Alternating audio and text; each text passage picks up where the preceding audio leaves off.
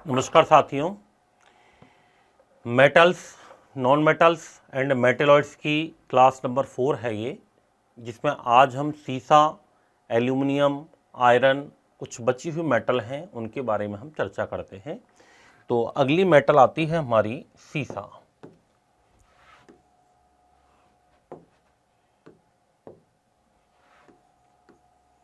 सीसा, इसको लैटिन भाषा में प्लम्बम कहते हैं, इसलिए इसका प्रतीक क्या है? पीबी इसका प्रतीक है। क्या है इसका प्रतीक? पीबी। लैटिन नाम होता है इसका प्लम्बम। लैटिन नाम क्या है? प्लम्बम। लैटिन नाम है प्लम्बम, इसलिए इसको पीबी के नाम से जाना जाता है। सीसा एक उभयधर्मी धातु है। एम्फोटेरिक नेचर होता है इसका, क्योंकि एसिड और बेस दोनों से क्रिया करती है, अम्ल तथा क्षार दोनों से क्रिया करती है। एक हैवी मेटल, भारी धातु के रूप में इसे जाना जाता है। ऊष्मा की न्यूनतम संचालक धातु भी इसी को कहते हैं। तो एक उभयधर्मी धातु है ये, उभयधर्मी धातु है, अर्थात अम्ल तथा क्षार, एसिड एंड बेस दोनों से अभिक्रिया करती है। इस चीज को क्या कहते हैं? एम्फोटेरिक नेचर कहा जाता है। एक भारी धातु है ये। सीसा कैसी धातु है? भारी धातु है। इसको हैवी मेटल के तौर पर जाना जाता है। भारी धातु है। ऊष्मा की न्यूनतम संचालक धातु है।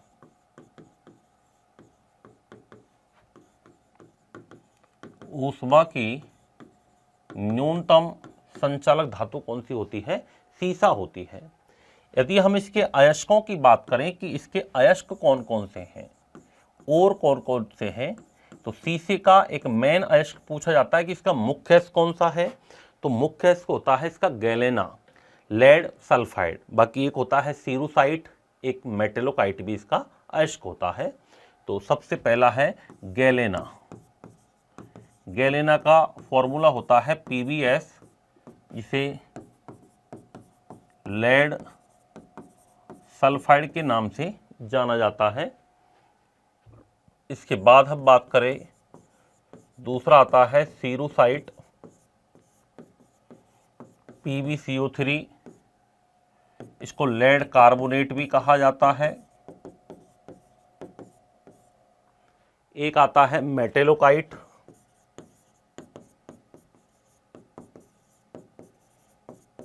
PbCl2, जिसे लेड क्लोराइड के नाम से भी जाना जाता है। इसको लेड क्लोराइड भी कहते हैं। अगर हम सीसे के यूजेज की बात करें कि सीसा धातु का उपयोग कहाँ कहाँ पर हो रहा है, यूजेज वगैरह क्या हैं इसके, तो सीसा धातु के उपयोग की यदि हम बात करें तो सीसा धातु का एक तो उपयोग किया जाता है बंदूक की गोली बनाने में, आर्टिफिशियल ऑर्गन कृत्रिम अंग बनाने में किया जाता है, बुलेट प्रूफ जैकेट बनाने में होता है, मिश्र धातु बनाने में किया जाता है एलॉय फॉर्मेशन में, इसके अलावा फ्यूज तार बनाने में किया जाता है, सोल्डर धातु बनाने में भी किया जाता है। ये सारे क्या हैं? सीसे के उपयोग हैं। तो बंदूक की गोली बनाने में,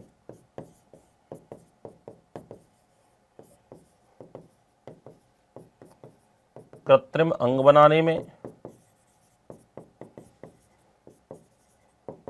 कृत्रिम अंग बनाने में, आर्टिफिशियल ऑर्गन बनाने में, इसके अलावा हम बात करें बुलेट प्रूफ जैकेट बनाने में,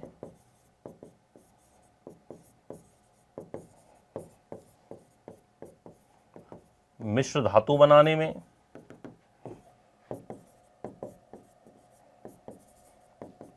मिश्र धातु बनाने में,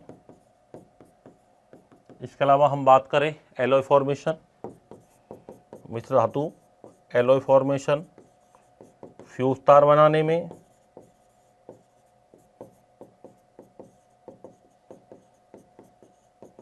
सोल्डर धातु बनाने में। सोल्डर धातु जो होती है, मिश्र धातु है, ये दो धातुओं को जोड़ती है, टांका लगाने में काम में आती है, सोल्डर धातु बनाने में।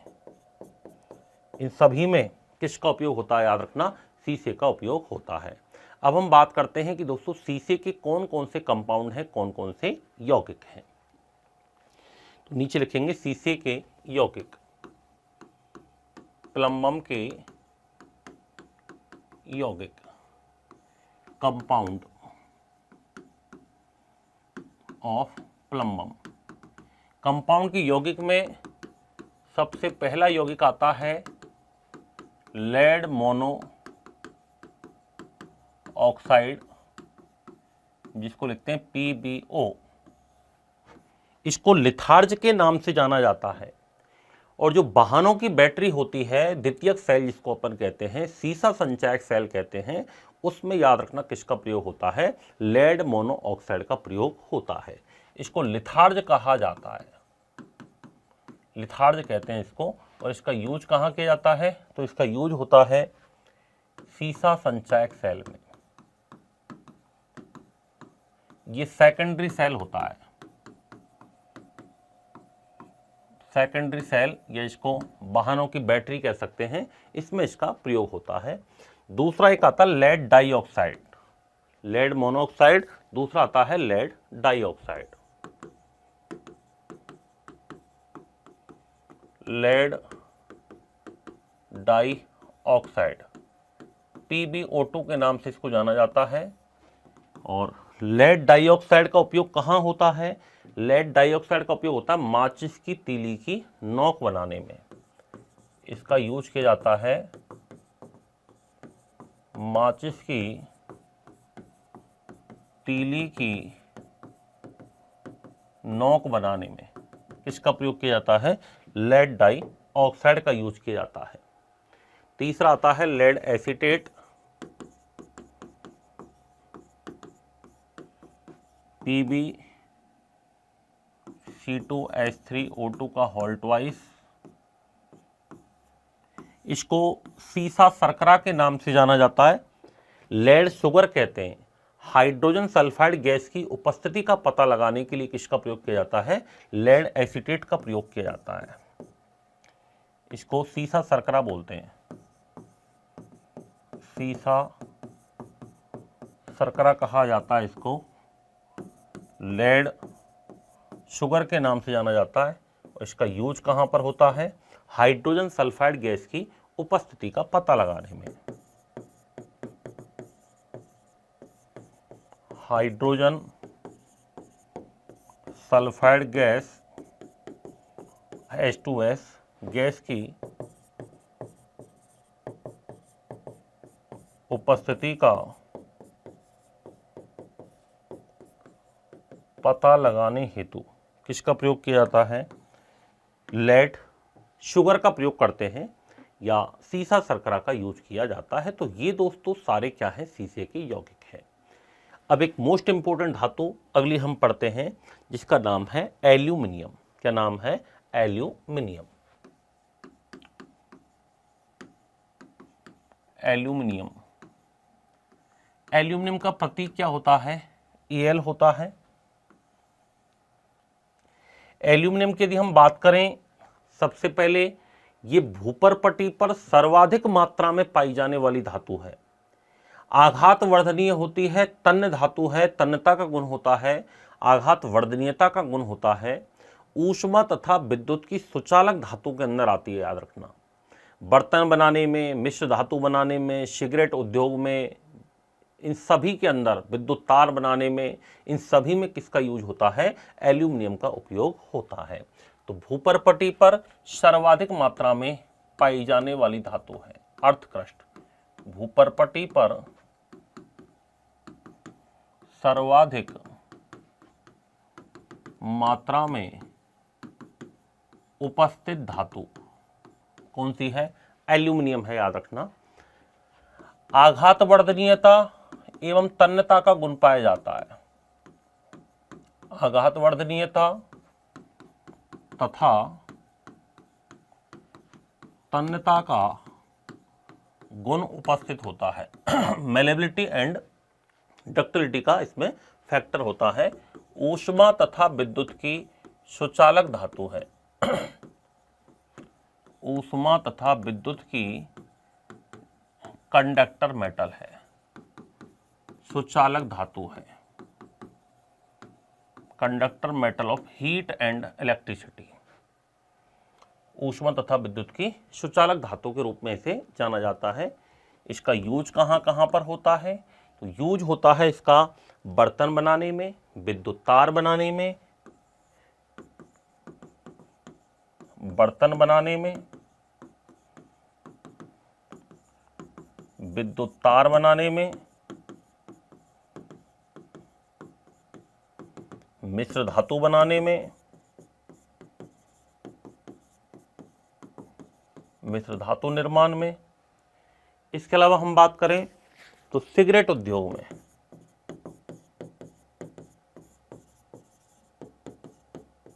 सिगरेट उद्योग में, इन सभी में याद रखना एल्यूमिनियम का क्या किया जाता है? यूज किया जाता है। अब हम बात करते हैं कि एल्यूमिनियम के कौन कौन से महत्वपूर्ण यौगिक हैं।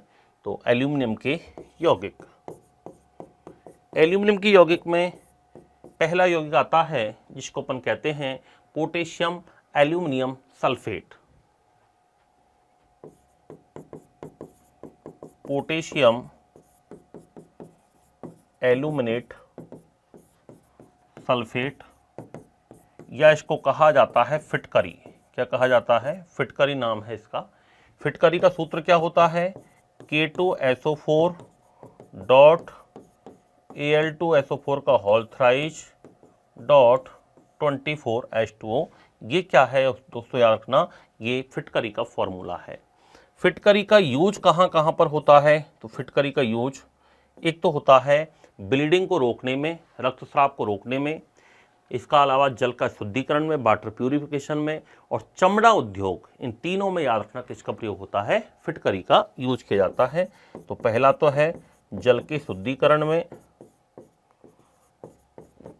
वाटर प्यूरिफिकेशन,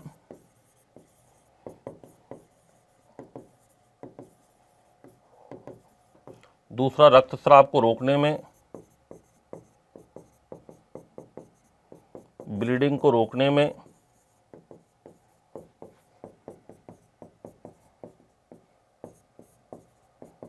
और तीसरा किया जाता है चमड़ा उद्योग में।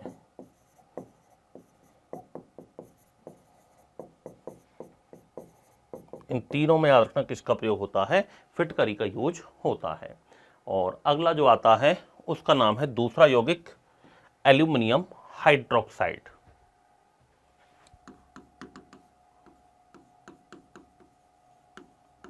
एल्यूमिनियम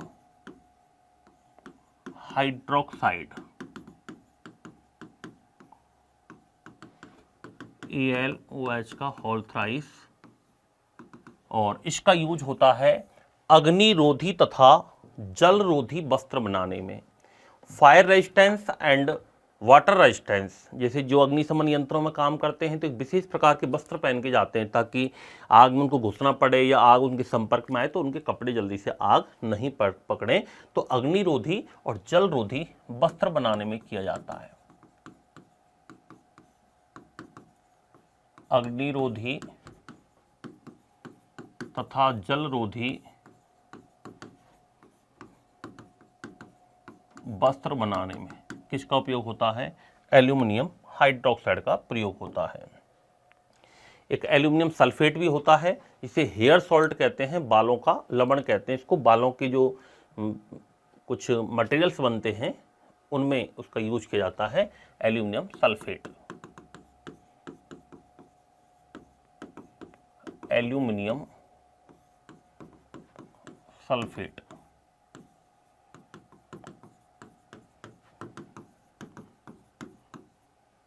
इसको हेयर सॉल्ट के नाम से जाना जाता है। इसका यूज हेयर सॉल्ट के रूप में होता है,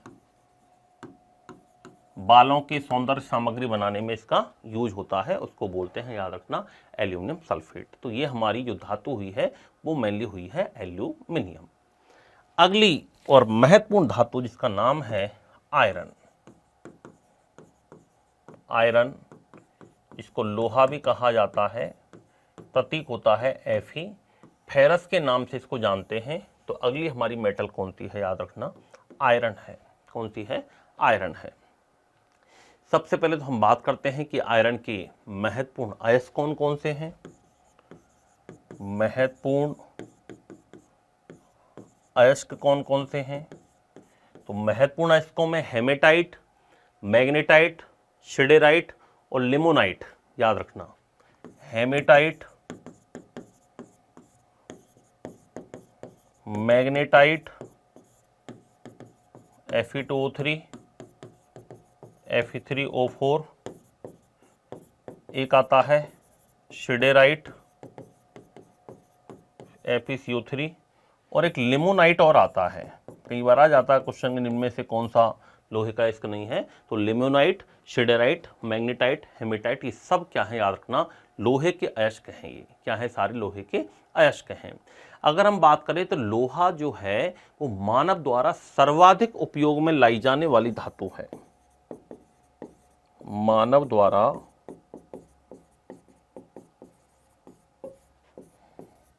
सर्वाधिक उपयोग में लाई जाने वाली धातु कौन सी है? लोहा है। ऊष्मा तथा विद्युत की सुचालक धातु है। ऊष्मा तथा विद्युत की सुचालक धातु है।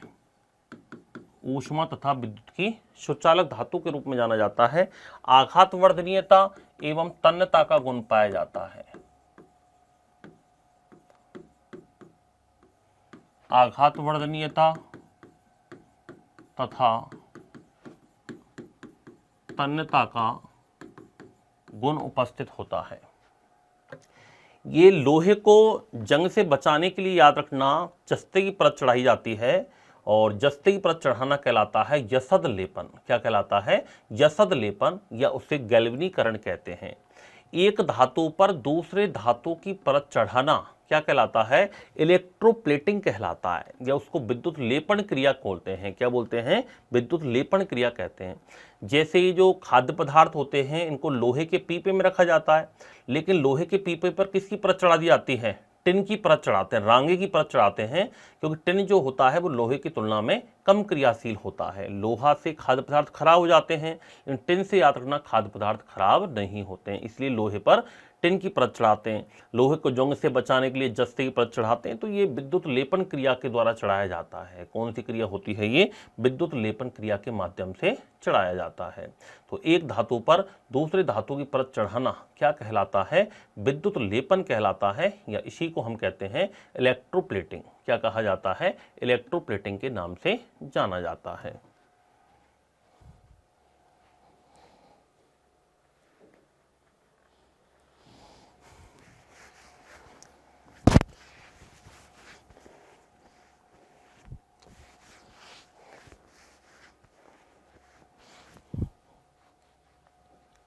आघात वर्धनीयता तथा तन्यता का गुण पाया जाता है।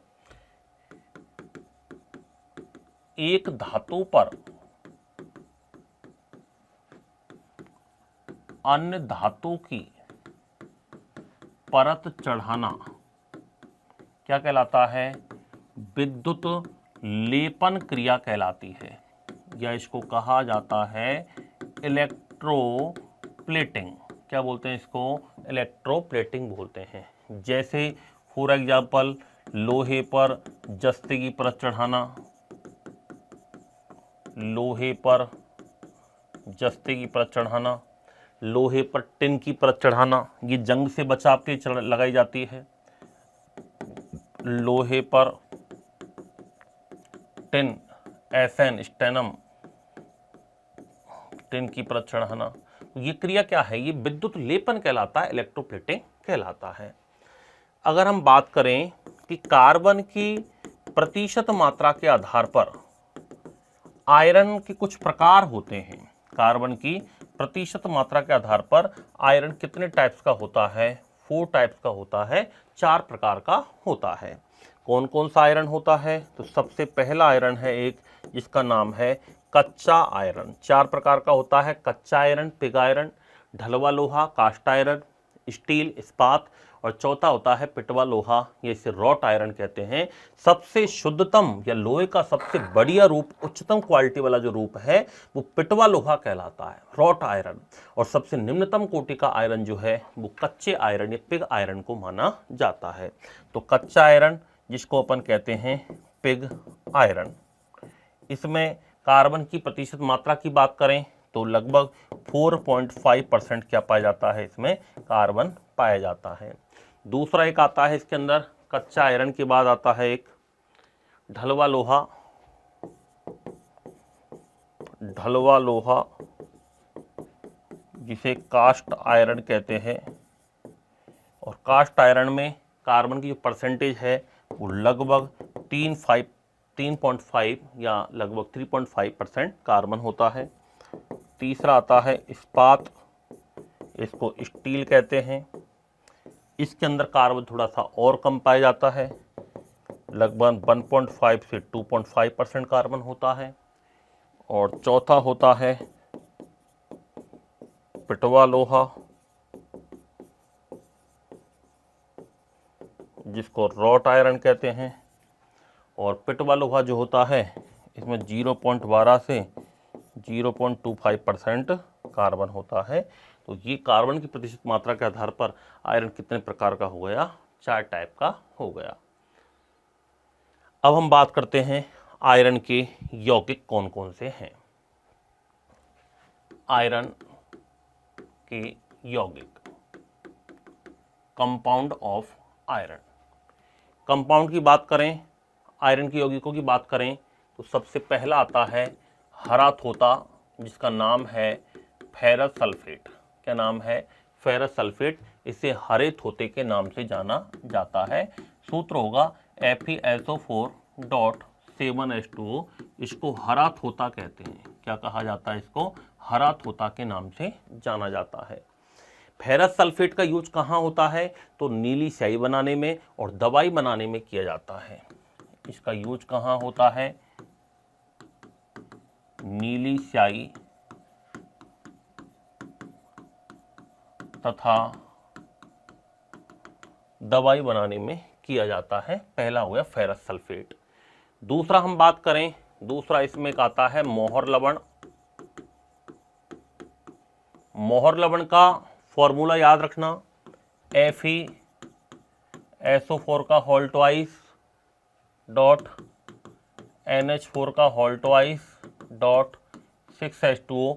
ये मोहर साल्ट का फॉर्मूला है। इसका यूज कहाँ होता है, तो स्याही बनाने में किया जाता है और इसके अलावा कृषि क्षेत्र में किया जाता है। कहाँ करते हैं, स्याही बनाने और कृषि क्षेत्र के अंदर किया जाता है। स्याही बनाने तथा कृषि क्षेत्र में किसका प्रयोग किया जाता है, मोहर साल्ट का प्रयोग किया जाता है। आगे हम बात करें, यदि आयरन की कमी हो जाए शरीर में, आयरन की कमी से कौन सा रोग होता है, तो आयरन कमी से एनीमिया होता है। और आयरन की अधिकता से सिडेरोसिस,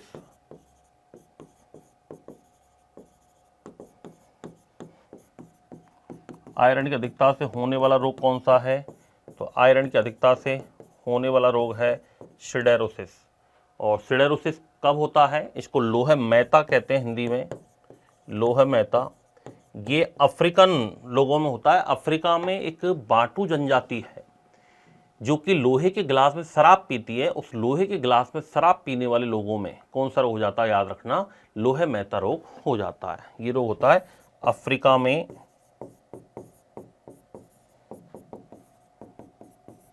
बाटू जनजाति द्वारा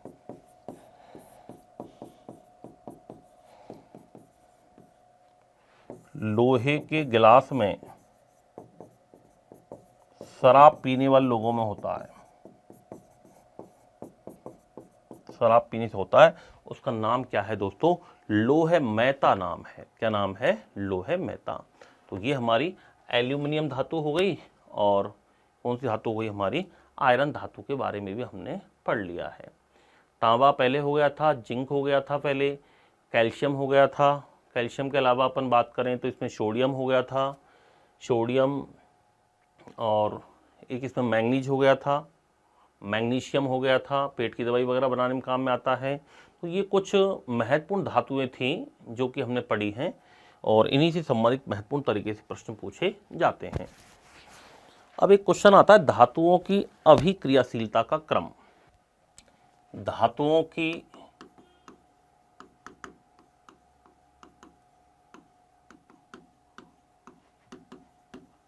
अभिक्रियाशीलता का क्रम,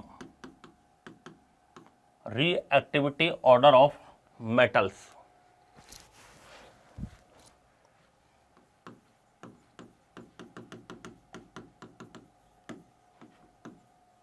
रिएक्टिविटी ऑर्डर ऑफ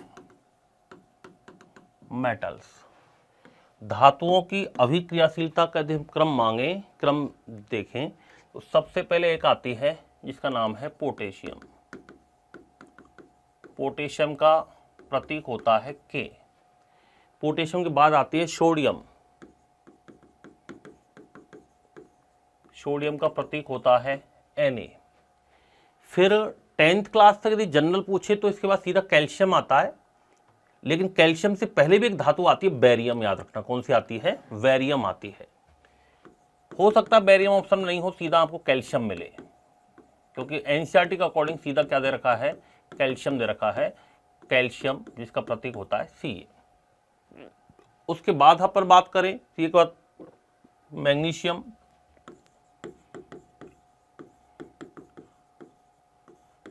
Mg, फिर आता है एल्यूमिनियम, इसको अपन डॉट करते हैं Al से। फिर आता है जस्ता, प्रतीक होता है Zn। जस्ता के बाद आता है आयरन,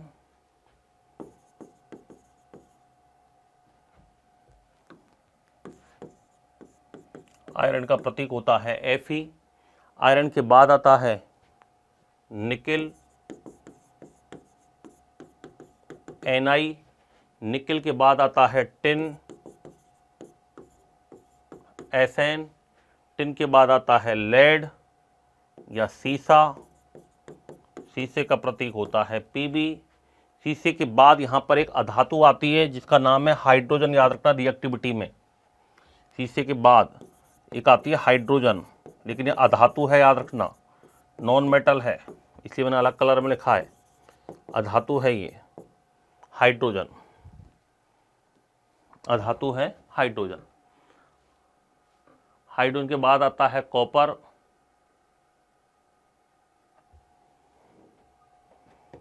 जिसको तांबा कह सकते हैं। तांबे का प्रतीक होता है Cu। फिर आता है मरकरी, मरकरी का प्रतीक होता है Hg। फिर आता है सिल्वर, जिसको चांदी कहते हैं, Ag। और फिर आता है सोना, गोल्ड, सबसे कम रिएक्टिव मेटल Au। तो ये आपको क्रम याद रखना है। याद रखना ऊपर बदल रहा, ऊपर से नीचे को आ रहे हैं तो डिक्रीज हो रहा है, डिक्रीजिंग केमिकल रिएक्टिविटी।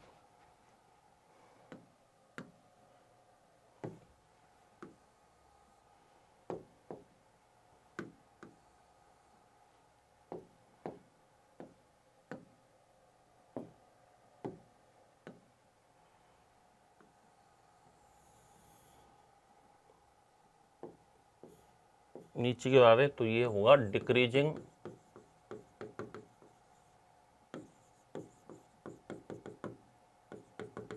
रिएक्टिविटी, और ऊपर की ओर जाएंगे तो इंक्रीजिंग रिएक्टिविटी।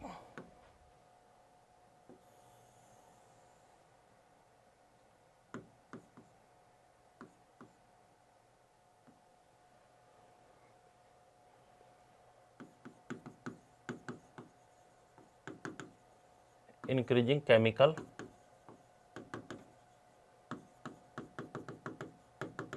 रिएक्टिविटी। ऊपर जाने की ओर बढ़ रही है, ऊपर से नीचे आ रही है तो याद रखना घट रही है।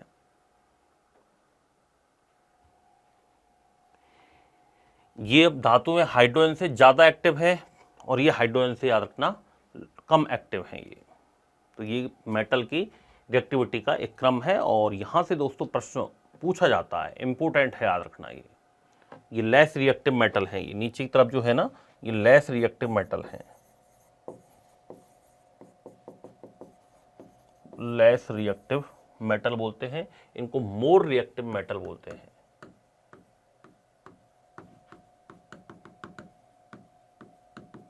इनको मोर रिएक्टिव मेटल के नाम से जाना जाता है। तो धातुओं की अभिक्रियाशीलता का क्या है दोस्तों, ये क्रम है।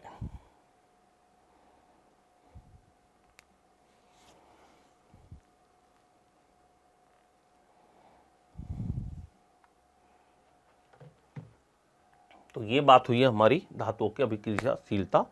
तो अपन ने लगभग 3 से 4 पार्ट पढ़े हैं मेटल्स के, जिसमें हमने जो महत्वपूर्ण धातुएं हैं जैसे sodium, calcium, manganese, magnesium, iron, सोना, चांदी, जस्ता, तांबा, सीसा, ये मोस्ट इंपॉर्टेंट मेटल होती हैं जो कि एवरीडे लाइफ से कनेक्टेड रहती हैं, दैनिक जीवन में उपयोगी होती हैं। तो जनरल जो हमारे पेपर होते हैं इनमें मोस्टली इन्हीं धातुओं से संबंधित महत्वपूर्ण प्रश्न पूछे जाते हैं। अब अपन पढ़ेंगे इसमें नेक्स्ट वाली क्लास में मिश्र धातुएं पढ़ेंगे, एलॉय पढ़ेंगे जो कि विभिन्न धातुओं से मिलकर के बनी होती हैं। फिर अपन इसमें अधातुएं पढ़ेंगे, उपधातु वगैरह पढ़ेंगे। तो ये अपन नेक्स्ट क्लास के अंदर पढ़ते हैं। Thank you.